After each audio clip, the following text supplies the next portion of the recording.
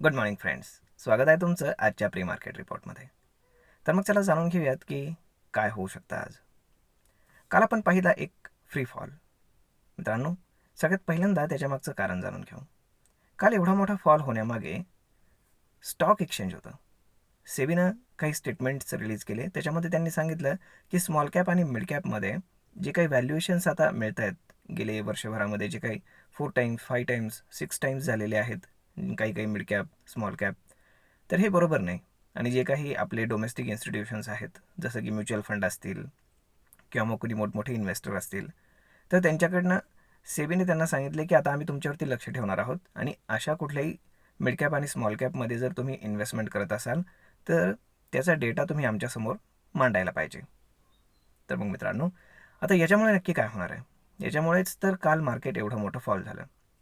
आणि गेले 3 दिवसामध्ये जर आपण पाहिलं तर मिड कॅप ऑलरेडी पडत होते. काल लार्ज कॅप पडले. त्याला आपण कोलॅटरल डॅमेज म्हणू शकतो. परंतु मिड कॅप जे आहेत ते ऑलरेडी 10%च्या आसपास डाऊन झालेले आहेत.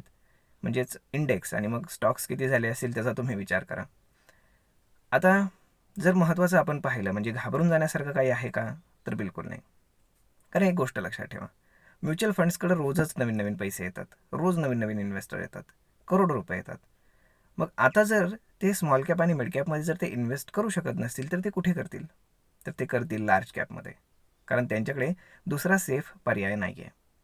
म्हणजे आता इथून पुढे लार्ज कॅपमध्ये काही चांगल्या गोष्टी घडू शकतात हे लक्षात ठेवा. म्हणजे इथने पुढं तुम्हाला जेव्हा जेव्हा मार्केटमध्ये एखादा चांगला डीप मिळेल तेव्हा तुम्ही लार्ज कॅप स्टॉक्समध्ये ॲक्युम्युलेशन करू शकता. आता सडनली मार्केट आता जे पडलेलं आहे तर टेक्निकली याबद्दल काय वाटतं? तर त्याच्या आधी आपण ग्लोबल मार्केट पाहूयात. तर ग्लोबल मार्केटमध्ये जर आपण पाहिलं तर मार्केट कन्सॉलिडेशन झोनमध्ये आहे US. म्हणजेच अशी कुठलीही वाईट न्यूज किंवा खराब न्यूज ग्लोबली तरी अजिबात नाही आहे. आणि जर फक्त पाहिलं तर जापनीज मार्केट डाऊन आहे, ते ओके आहे. परंतु एशियन मार्केट्स काही मिक्स आहेत, काही वर काही खाली. परंतु असं कुठलेही बॅड न्यूज जेणेकरून आपलं मार्केट हॅम्पर होईल असं कुठलीही न्यूज मार्केटमध्ये नाही, हे लक्षात घ्या. हे लोकल क्यूज आपले जे आहेत तर ते बॅड असल्यामुळे आणि सेबीने केलेलं स्टेटमेंट, ह्या सगळ्या गोष्टींमुळे मार्केट पडलं. आता मग पुढे काय होऊ शकतं? तर टेक्निकली निफ्टी आता थोडंसं बेरिश झोनमध्ये आहे. जोपर्यंत 22,150 जोपर्यंत क्रॉस होत नाही तोपर्यंत निफ्टी पुन्हा पॉझिटिव्ह बायसमध्ये येणार नाही. आणि डाऊन साईडला जर आपण पाहिलं तर 21,800 हा सपोर्ट झोन काम करेल. म्हणजेच या दरम्यान आता मार्केट थोडंसं चॉपी होऊन राहील. आणि जर ग्लोबल क्यूज आणि लोकल क्यूज सगळे जर व्यवस्थित राहिले तर मग मार्केट पुन्हा अपसाईडला जायचा ट्राय करेल. परंतु आपण जर पाहिलं तर एवढी मोठी जी काही डाऊन साईडला रॅली आलेली आहे, तर आता मार्केट अचानक एवढं पुन्हा खाली जाणं पॉसिबल नाही, हे लक्षात ठेवा. म्हणजे मार्केटला चॉपी व्हावं लागेल, त्यानंतर मग डिसिजन होईल की कुठल्या बाजूला जायचं. त्यामुळे मार्केट वर जाईल की नाही ते सांगता येत नाही लगेच, परंतु मार्केट लगेच एवढं खाली येईल का? तर ते शक्य वाटत नाही. त्यामुळे आजचा दिवस पाहणं जास्त गरजेचं आहे. काल जवळजवळ मार्केट 400 पॉईंटपर्यंत खाली आलं होतं आणि शेवटी थोडंसं रिकवर झालं. आणि ते रिकवर होण्यामागचं कारण म्हणजेच डोमेस्टिक इन्स्टिट्यूशननं पंप केलेले पैसे. कारण कालचा जर आपण डेटा पाहिला तर फॉरेन इन्स्टिट्यूशननं 4,500 कोटींचा सेल केला आहे, परंतु डोमेस्टिक इन्स्टिट्यूशननं 9,000 कोटींचं बाईंग केलेलं आहे. म्हणजेच तुम्ही पाहू शकता नेट टू नेट पॉझिटिव्ह आहे.